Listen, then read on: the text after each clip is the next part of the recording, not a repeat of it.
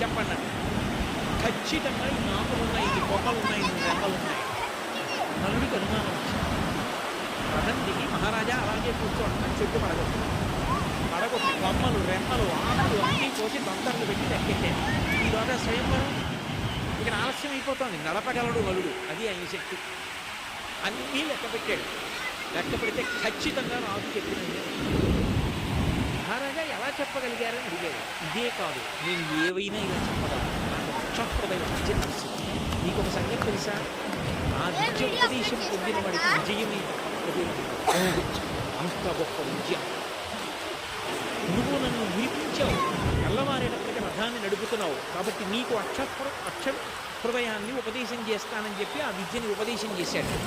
ఆ విద్య ఉపదేశం పొందితే లోపల విషం కానీ కలిపురుషుడు కానీ ఉండలేడు. ఆయన ఎప్పుడైతే ఆ విద్య ఉపదేశం పొందాడో